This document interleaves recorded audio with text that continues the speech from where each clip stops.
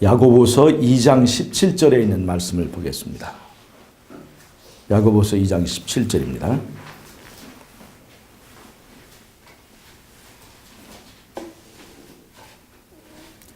찾으신 분 찾아서 읽어주세요.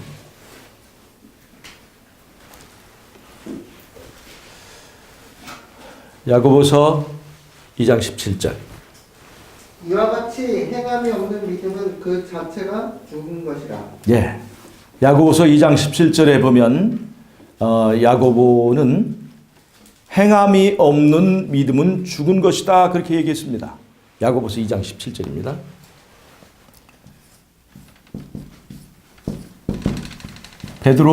로마서 11장 6절.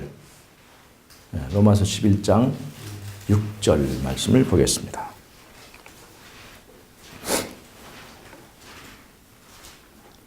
로마서 11장 6절에 있는 말씀이에요.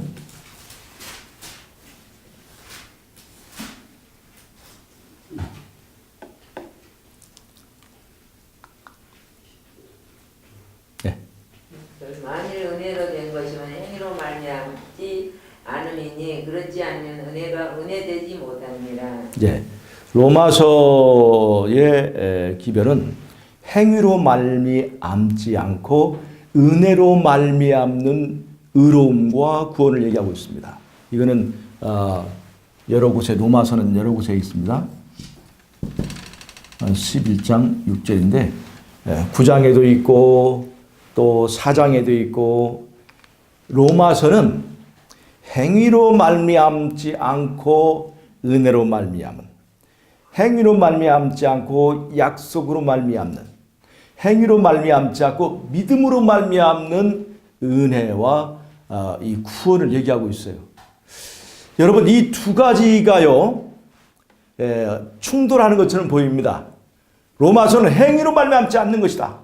우리의 의롭게 됨, 우리의 구원은 행위로 말미암지 않는 것이다. 그래서 이 로마서나 갈라디아서 로마서나 갈라디아서에 말하는 이 사도 바울의 논리는 율법의 행위로 말미암지 않고 은혜로 말미암아 구원 얻는 것이다. 갈라디아서 2장 16절도 같은 얘기입니다. 율법의 행위로 말미암지 않고 은혜로 말미암는 의를 얘기하고 있습니다. 그런데 그래서 믿음이라고 얘기하면 행위를 부정하는 것으로 이 로마서의 그 해석이 그렇게 흘러갑니다. 그래서 우리가 인간의 행위를 이렇게 부정하다 보니까 우리는 구원을 행위로 얻지 않고 은혜로 얻기 때문에 마치 율법은 더 이상 우리에게 의미가 없는 것처럼 십자가는 율법을 폐했다라고 하는 이론 나오고 우리가 은혜로 구원을 받았기 때문에 구원의 조건에 회개도 필요 없고 또 십자가에서 최종적으로 우리 구원이 완성되었기 때문에 우리가 그걸 믿고 구원의 확신을 가지고 살면 되는 것이다. 내가 지금 죄를 짓고 있느냐 안 짓고 있느냐 하는 것은 그 행위는 중요한 것이 아니다라고 얘기를 하는 우리 교회 내에서의 이상구 박사의 이론 같은 이론들이 나오는 거예요.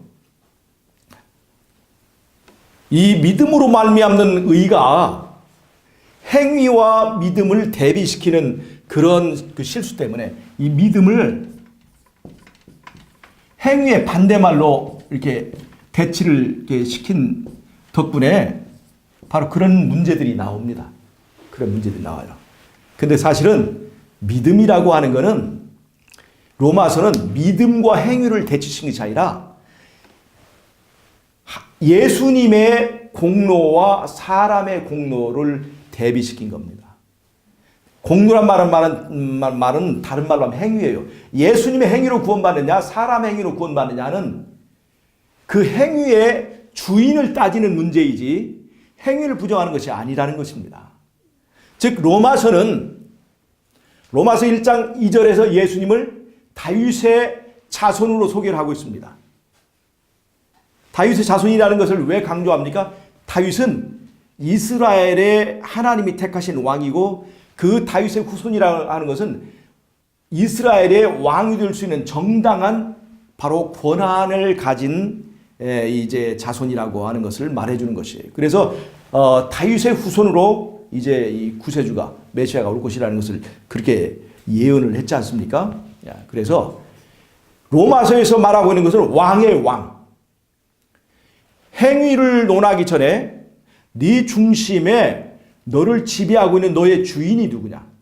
너를 다스리고 있는 너의 내 안에서의 나라의 왕이 누구냐 하는 것을 이 로마서는 얘기하고 있어요. 그것을 로마서 1장에서 이방인들이 왜 저렇게 타락하고 저렇게 이 죄악된 그 길을 가고 있느냐면 중심의 왕의 자리에 예수님을 모시지 않아서 그 하나님의 자리에 하나님을 왕으로 모시지 않고 자아가 그 자리에 앉게 되니까 첫 번째 나타나는 것은 육체의 정욕대로 사는 정욕주의가 나타나는 거예요. 로마서 1장은 바로 그렇게 얘기하고 있습니다.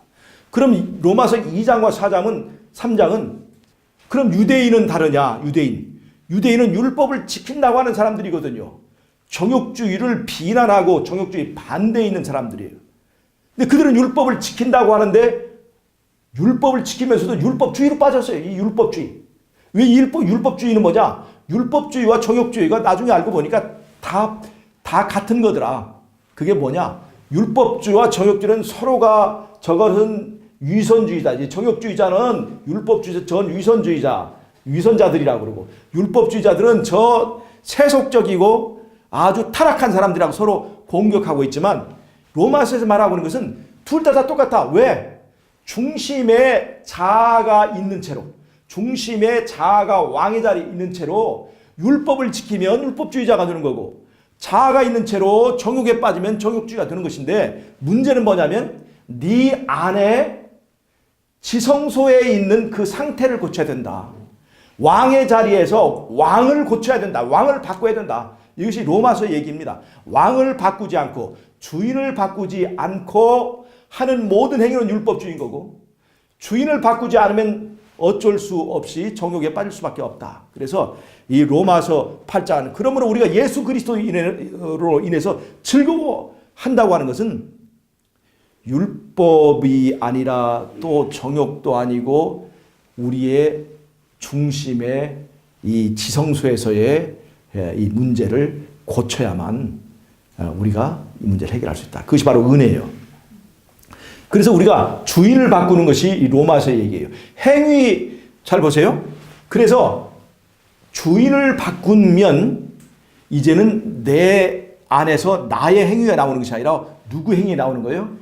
예수의 행위가 나오는 거예요. 예수의 행위. 그것이 바로 성령의 열매라고 하는 것입니다. 그래서 이 로마서에서 다루는 것이 주인, 왕에 관한 문제라면 그것을 믿음과 행위를 서로 반대편에 두고 이렇게 가르는 것이 얼마나 불합리한 것인가를 알 수가 있습니다. 믿음과 행위라고 하는 것, 이때 행위는 예수님 없는 인간의 행위, 자아가 왕인 상태에서 율법을 지킨다고 하는 그 위선적인 행위를 말하는 거예요. 그래서 예수님을 바꾸는 주인을 바꾸는 문제가 우선적이고 주인을 바꾸면 내 삶에서 행위가 달라질까 달라지지 않을까요? 행위가 나오긴 나오는데 누구 행위가 나오냐면 주인의 행위, 예수의 행위가 나온단 말이죠. 그래서 결국에는 주인을 바꾸면 행위가 바뀌어져요, 안 바뀌어져요? 그 행위가 바로 야고보서에서 말하는 이 행함이 없으면 믿음은 죽은 것이다. 행함이 없는 믿음은 죽은 것이다 라고 하는 그런 것이라는 말에서 이 야고보서와 로마서는 대치되는 것이 아닙니다. 이러한 믿음과 행함과의 관계를 이해하지 못하는 루터 같은 사람은 이 야고보서를 허수아비기 봅니다. 성경에서 빼야 된다 라고 할 정도로 이 믿음으로 말미암는 의에 아주 방해되는 책으로 생각을 했었습니다. 그것은 바로 로마서에서 말하는 믿음의 의미를 올바르게 이해하지 못했기 때문에 그렇다고 볼 수가 있습니다. 지난 시간에 제가 이제 요한복음과 요한 1서의 얘기를 했었잖아요. 요한복음의 주제는 말씀이 육신이 되시는 것입니다. 말씀이 육신이 되심이에요. 말씀이 육신이 되신다는 것을 뭘 말하는 것이에요? 말씀이 육신이 되신다는 것. 이것은 바로 성육신을 말하는 것인데요. 이 말씀은 하나님이신 말씀이죠. 왜 예수님이 말씀이 육신이 되었느냐? 바로 그것은 하늘에 율법에 대한 도전이 있었기 때문에 그렇습니다. 말씀에 대한 도전이 있었어요. 예수님이 하늘의 왕이신데 그분은 말씀으로 진리로 통치를 하셔요. 힘으로 통치하지 아니하시고 율법으로 통치를 하시는데 사단이 예수님께 도전할 때 그 율법에 도전을 했지 않습니까? 그래서 그 율법은 우리의 자유를 억압하는 법이고 그 다음에 그 율법은 우리가 인간이 지킬 수도 없고 지킬 수도 없는 율법으로 우리를 통치하시는 예수님은 독재자다. 김일성과 같다라고 얘기하는 거예요. 그러니까 그 자리는 누가 앉아야 된다? 이 우주의 거민들에게 자유를 주려고 지금 내가 들고 일어난 바로 내가 그 자리에 들어서야 된다고 하는 것이 바로 사단의 주장이었습니다. 그래서 예수님은 사단을 하늘에서 내어 쫓았지만 죽일 수가 없었어요. 왜냐하면 사단을 힘으로 죽여버리면 바로 사단이 죽으면서 뭐라고 했어요? 봐봐 내 말이 맞지? 하고 죽을 것이었어요. 그리고 이제 사단 말고 다른 둘, 셋, 넷, 100, 1000 이상의 또 다른 이 사단이 나타나서 이 천국, 이 하늘은 이제 회방을 받을 것이기 때문에 사단을 죽이지 않았습니다. 그의 주장이 결과가 어떤 것인가를 보여주고 그 진상이 드러날 수 있도록 기회를 줬습니다. 그래서 결국 예수님이 법을 제정하시고 법을 집행하시는 분께서 법을 지키는 입장으로 내려오셔야 됐습니다. 그래서 그것이 바로 말씀이 육신이 되셨다는 얘기예요. 그래서 실제로 율법을 사람이 지킬 수 있는가 없는가를 그분이 법을 지키는 입장에 서셔서 그것을 입증해 보이셔야 됐습니다.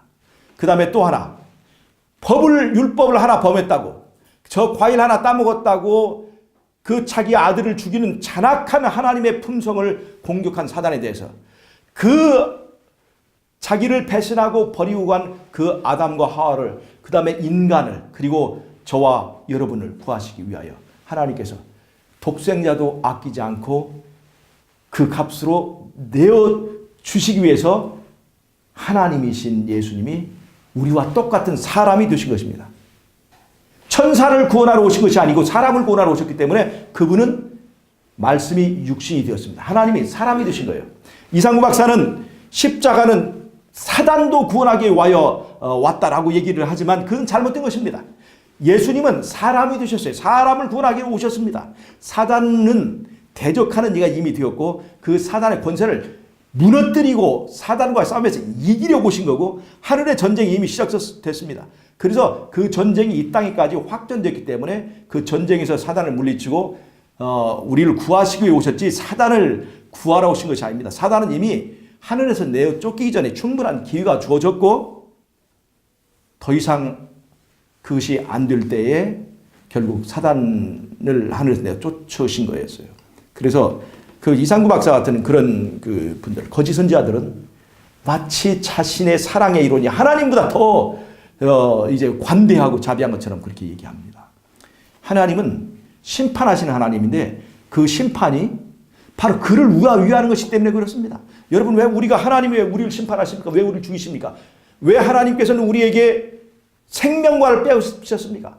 왜냐하면 선악과를 따먹고 죄 가운데 있으면서 우리 안에서 서로를 미워하는 마음을 품고 서로 증오하는 마음을 품고 그 다음에 병든 상태로 잠도 자지 못하면서 불면증을 앓고 죽지 않고 꺼지지 않는 그 생명이 꺼지지 않는 그 잔혹한 형벌로부터 우리를 구해주시기 위해서 우리에게 잠을 허락하신 것입니다. 하나님께서 우리를 죽이신 것은 정말 하나님이 할 수 있는 최고의 자비인 것이에요.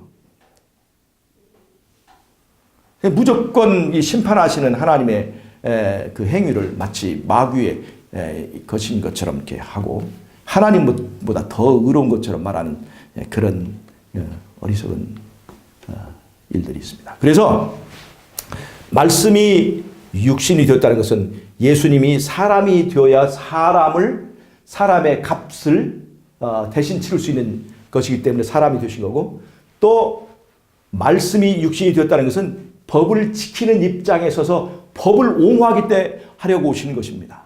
법을 옹호하려고.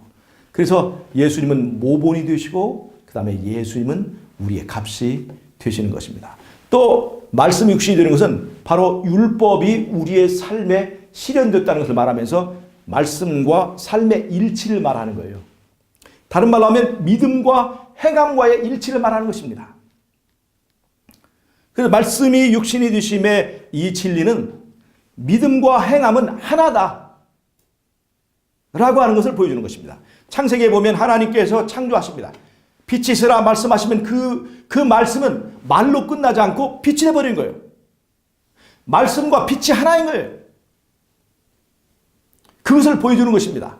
말씀과 행함이 일치하는 것을 말씀이 육신이 되심을 통해서 보여주신 것입니다. 여러분 어떻습니까? 여러분 우리가 듣고 배우는 말씀과 내 삶이 일치합니까?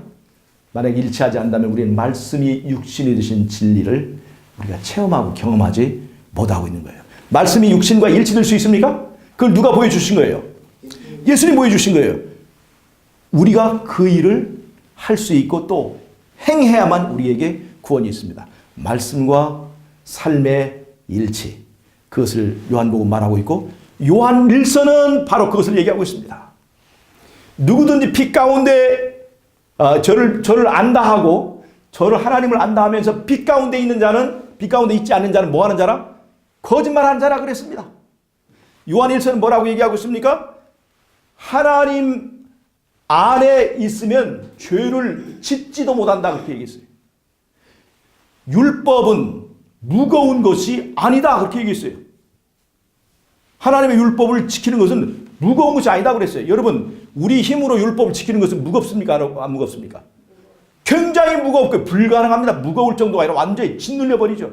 그러나 예수님과 함께하면 무거운 것입니까? 무겁지 않은 것입니까?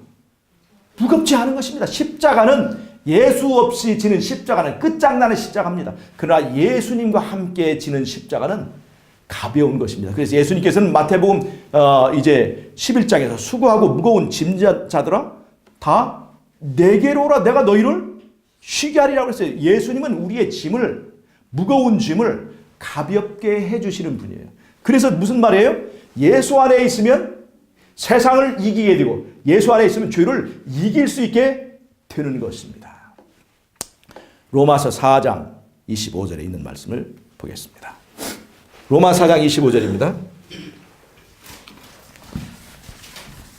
예수는 우리가 범한 것 때문에 내 죄를 되고 또한 우리를 의롭다 하시기 위하여 살아나셨느니라. 자, 로마 4장 25절에 보면 예수의 죽으심은 우리의 죄를 사하기 위하여 죄의 용서를 위한 것이고 그의 살아나심은 우리의 의를 위한 것이다. 그렇게 얘기했어요. 잘 보세요. 예수님의 죽으심, 예수님이 죽으셨기 때문에 우리의 죄값이 사함을 받았습니까? 용서. 자, 이게 맞죠?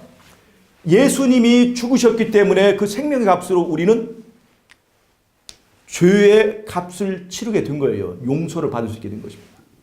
근데 예수님은 죽고 우리의 값을 치르고 그냥 그걸 끝나신 것이 아닙니다. 죽고 살아나셨어요. 그 살아나시면 우리를 의롭게 하기 위해서라고 말씀하셨죠. 다른 말로 하면 예수님께서는 왜 살아나셨느냐? 살아나셔서 우리를 위해 중보하실 뿐만 아니라 내 안에 살아계셔서 내가 현재의 죄에 대하여 투쟁하고 싸워서 이기는 사람이 되게 하기 위하여 예수님은 살아나신 거예요. 예수님이 단순히 죄를 용서하는 차원이라면 그냥 예수님은 죽고 끝날 수도 있었습니다. 그러나 예수님은 우리의 과거의 죄를 용서해 줄 뿐만 아니라 앞으로 죄를 짓지 않고 죄로부터 자유로운 삶을 살 수 있게 하기 위해서 그분은 부활하셨습니다. 이 두 가지 요소를 잊지 않으면 안 돼. 그러나 요즘에 개신교의 복음, 또 이상구 박사 같은 그 복음은 죽으심만 적용되는 그런 복음을 얘기합니다. 예수님이 부활하셔서 우리 안에서 살아계셔서 사시는 그 살아있는 그 부활의 복음을 폄하하고 있어요. 즉 예수를 믿고 구원을 얻다면 그 사람의 삶은 죄와 상관없는 삶을 살아야 되는 거예요. 그것이 가능합니까? 근데 우리가 그 때때로는 죄와 상관없는 삶을 삽니까? 죄와 가끔 그 깊은 관계를 가지며 살아갑니까? 우리는 죄를 지으면서 살아가잖아요. 이 문제는 왜 그렇습니까? 왜 이런 현상이 나타나는 것입니까? 그거는 내가 예수를 떠날 때 바로 떠나면 떠날수록 세상에 가깝게 되고 떠나면 떠날수록 죄와 가깝게 되는, 그래서 내가 예수님과의 거리가 떨어져서 나타난 현상이기 때문에 예수 믿어도 우리는 죄 지을 수밖에 없다, 그런 말을 하는 건 잘못된 거고 예수를 잘못 믿었기 때문에 그런 거예요. 오늘 그 야고보서 2장 17절 말한 대로 행함이 없는 믿음이 죽어서 그런 거지, 믿음이 죽어서 그런 거지 그냥 우리가 죄를 지을 수밖에 없어서 죄를 짓는 것이 아니라 이 말이에요. 자, 그래서 오늘 야고보서 말한 행함이 없는 믿음은 죽은 것입니다. 여러분, 십자가에서 구원이 완성이 됐습니까? 최종적이고 확정적으로 구원이 완성이 됐습니까? 자, 김유숙 집사님, 이제 명상 그만하시고, 자, 십자가에서 구원이 최종적으로 확정적으로 완성이 됐습니까? 잘못 말하면 큰 책임이 있을 것 같으니까. 자, 이걸 누가 얘기하느냐? 유상구 박사 주장하잖아요. 자, 십자가에서 구원이 최종적으로 완성되고 확정되었다면 솔직히 말하면 그 다음에 꼭 믿음이라고 하는 거 왜 그것이 뒤따라와야 됩니까?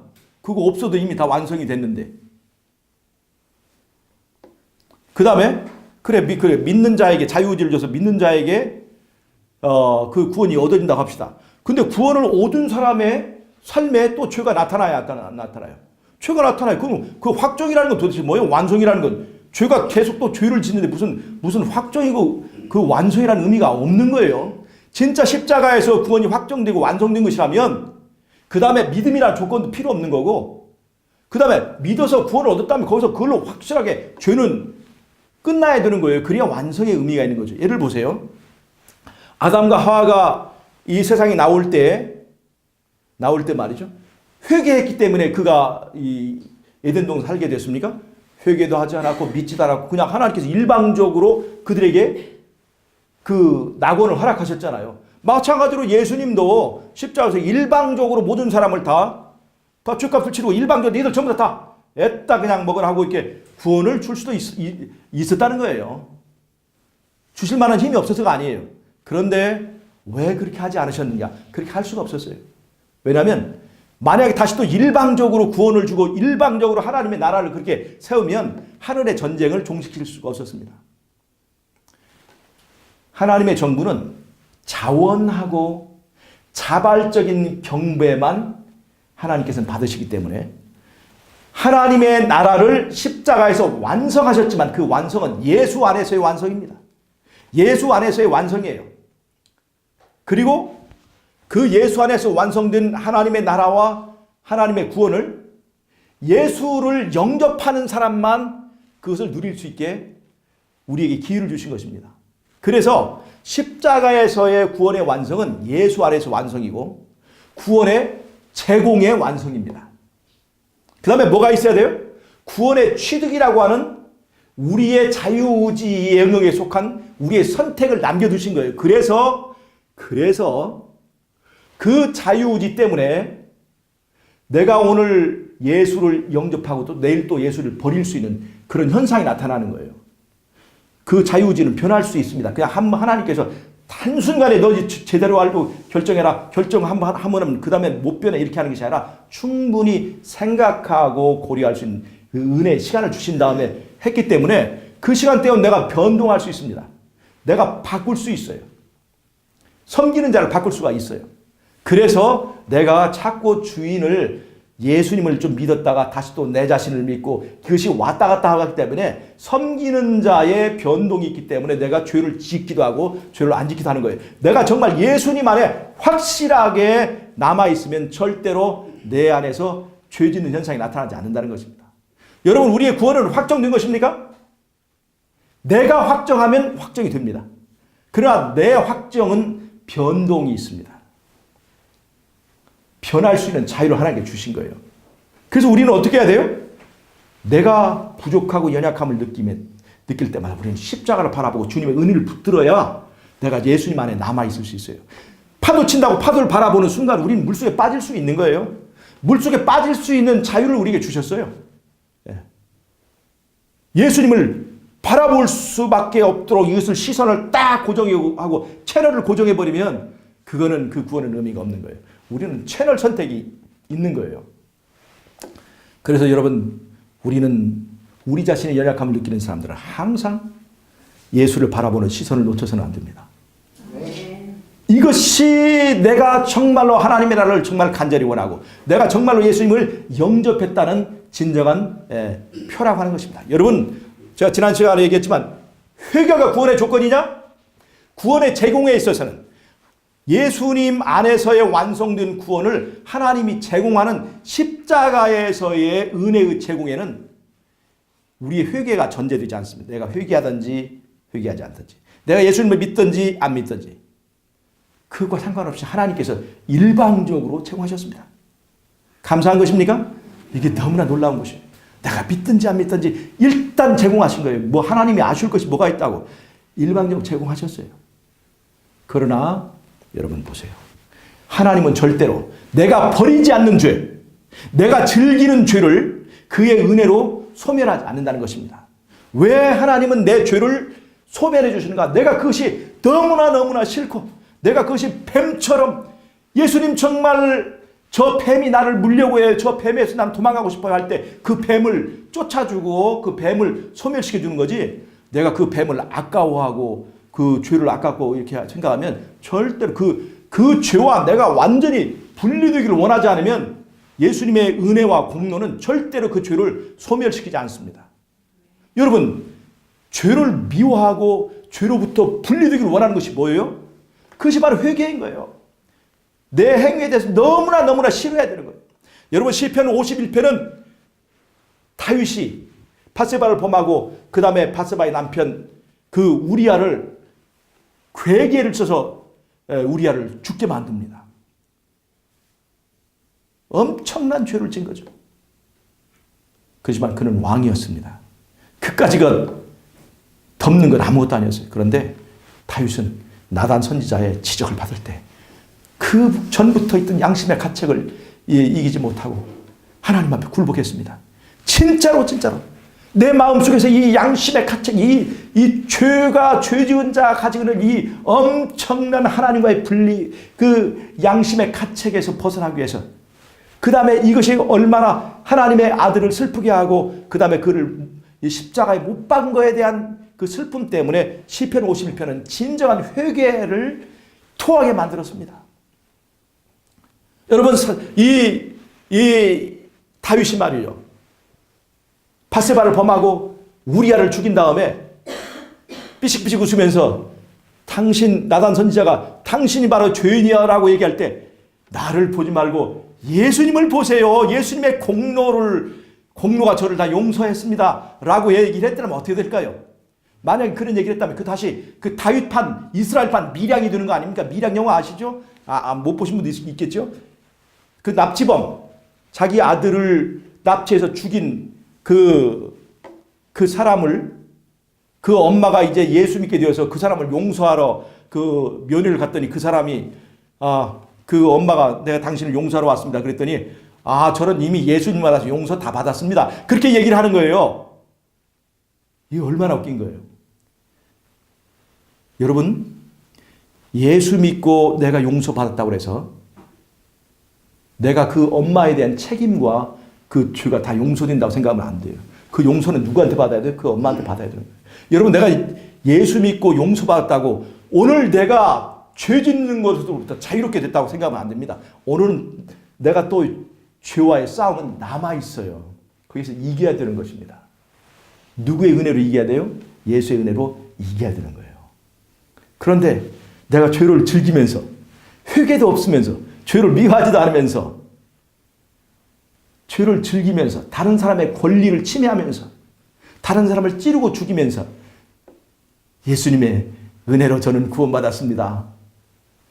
저는 이렇게 죄를 짓지만 저를 보지 말고 예수님을 보세요. 이상박사 그렇게 얘기하잖아요.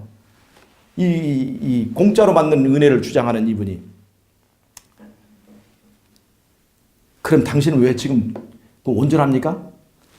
아니, 죄를 짓고 있고 그 사람 부족한 거 알아요. 그 양심적으로 그건 부정하진 않아. 당신은 왜 그렇게 부족합니까? 그러면 저를 보지 말고 예수님을 보셔야죠. 이게 얼마나 웃기는 얘기인지 아십니까? 그게 바로 현대판 미량이에요. 미량. 공로 예수님의 은혜를 잘못 적용하는 것입니다. 어떤 사람이 그런 얘기를 할 수 있냐? 자기가 지은 죄에 대해서 가슴 아픔을 느끼고 통증을 느끼고 죄를 미워하고 자기 가슴을 찢으면서 세리와 창기처럼 나는 정말로 더러운 사람입니다 라고 하면서 예수님의 은혜를 붙드는 사람, 그 사람에게 그 공로가 적용되는 거지. 죄 짓는 것은 어쩔 수 없는 일인데 뭐 예수님의 은혜로 해결하는 거지 어떻게 하겠느냐. 자기 죄 짓는 거 그 뻔뻔스럽게 변명하면서 예수님의 공로, 나를 보지 말고 예수님을 보세요. 그러면 이 세상이 어떤 세상이 되겠습니까? 전부 다 죄를 짓고 뺨때기 때리면서 침 뱉으면서 예수님을 봐. 이게 바로 정말로 어떤 세상을 만드는 것입니까? 여러분, 그래서 오늘 야고보서에 있는 행함이 없는 믿음은 죽은 것이냐고 그랬어요. 야고보서에 말한 2장에 말한 그 행함은 율법을 지키는 것입니다. 야고보서는 온 율법을 지키다가 하나에 거치면 다 범한 것이다 그렇게 얘기했어요. 여러분, 사도 바울이 믿음으로 말미암는 의를 주장하는 로마서와 갈라디아서를 썼어요. 참으로 그것은 은혜로운 말씀입니다. 그것은 율법주의에 대항하는, 율법주의를 정죄하는 바른 기별이었습니다. 즉 예수 없는 그 행위로 말미암는 구원을 정죄한 거예요.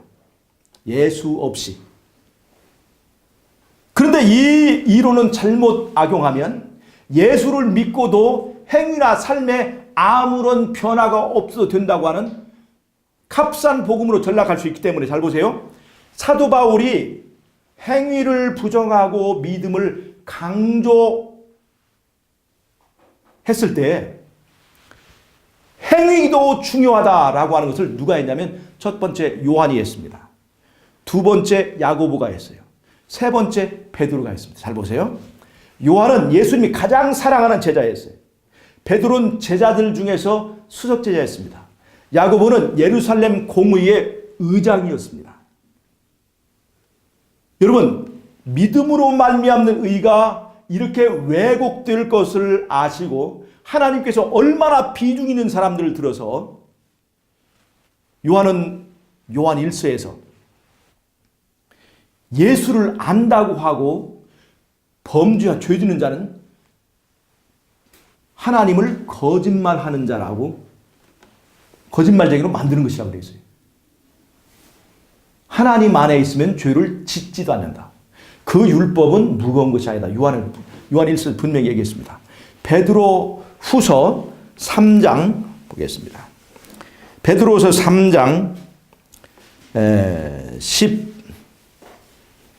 14절 보면 제가 읽겠습니다. 그러므로 사랑하는 자들아 너희가 이것을 바라보라니 주 앞에서 점도 없고 흠도 없이 평강 가운데 나타나기를 구하라. 베드로의 전서에서는 또 이렇게 얘기합니다. 너희의 거듭난 것이 점도 없고 흠도 없는 그리스도의 보배로운 피로 말미암은 것이니까 그 결과로 너희도 점도 없고 흠도 없이 주 앞에 나타나기를 원하라고 그랬어요. 흠 없게 살기를 원하라고 그랬습니다.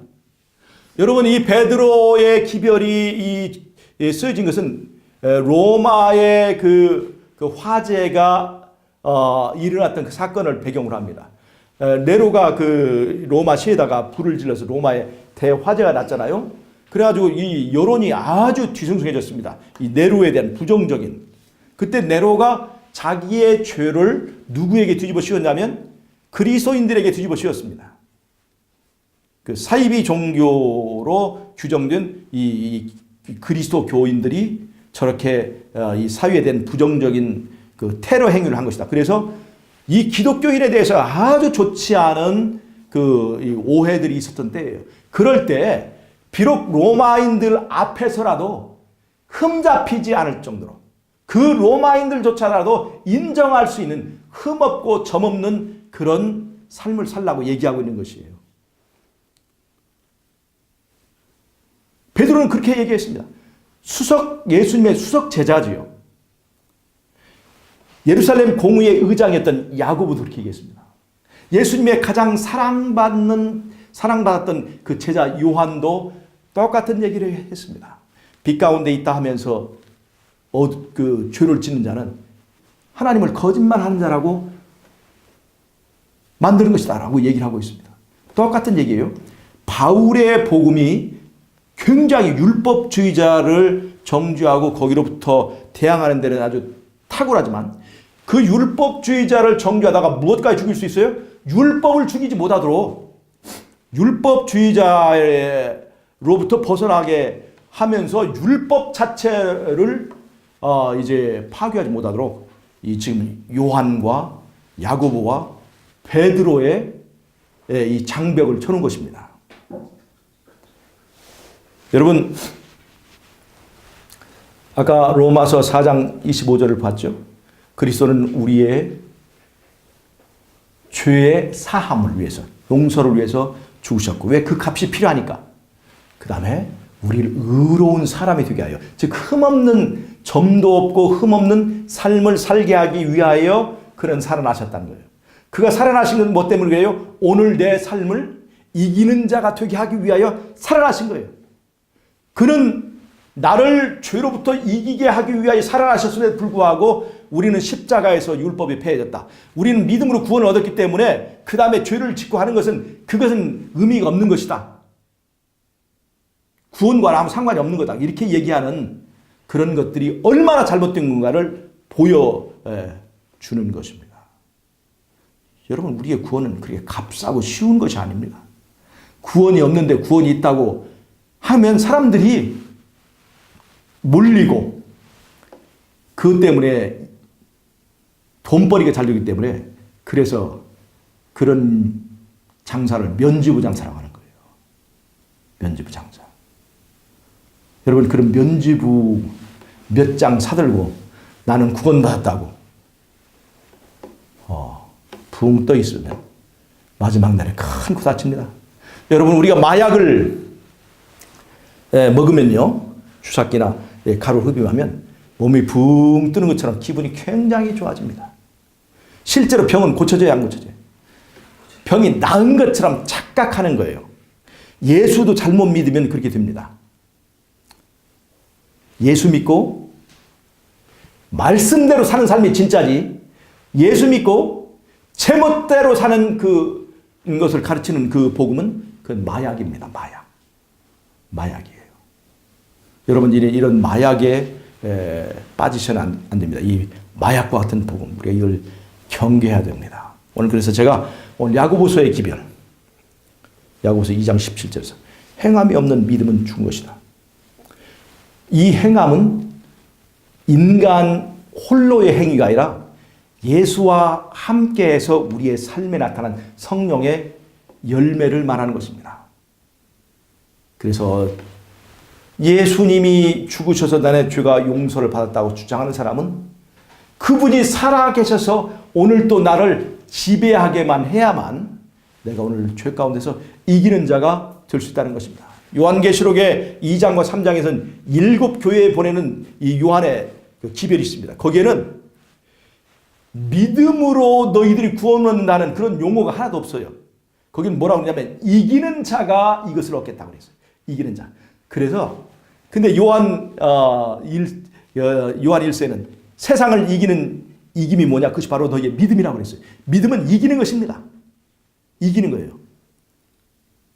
과거의 죄를 용서받을 뿐만 아니라 오늘 죄와의 싸움에서 이기고 승리하는 것입니다. 그 이기는 것을 부정해서는 안 됩니다. 예수를 정말로 믿는다면 이기고 간신히 이기는 것이 아니라 이기고 남는 거예요.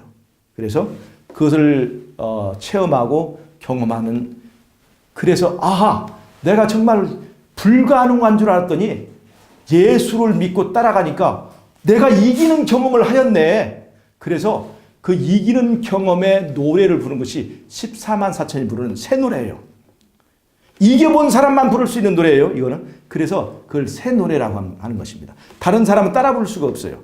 이겨보지 못한 사람은 그 노래를 따라 부를 수가 없습니다. 여러분, 이 노래를 부른 사람이 어린 양을 따라서 시온상에 갑니다. 예수님을 따라서 말씀대로 살면 이기고도 남게 해주는 것이 하나님의 은혜입니다. 율법이 요구하는 것은 아주 작은 거예요. 그 이상을 할 수 있게 하는 것이 하나님의 은혜고 예수님의 공로라고 하는 것을 여러분 잊지 마시기를 바랍니다. 인간, 나는 내 힘으로는 불가능하지만 예수와 함께라면 하고도 남는다. 이런 믿음을 가지고 승리하시는 저를 우리 되시길 바라고 말씀 마치겠습니다. 아멘. 자, 기도하겠습니다. 하나님 우리 아버지, 우리의 힘으로는 불가능하지만 예수님과 함께 이길 수 있도록 우리 예수님을 우리에게 선물로 주셔서 감사합니다.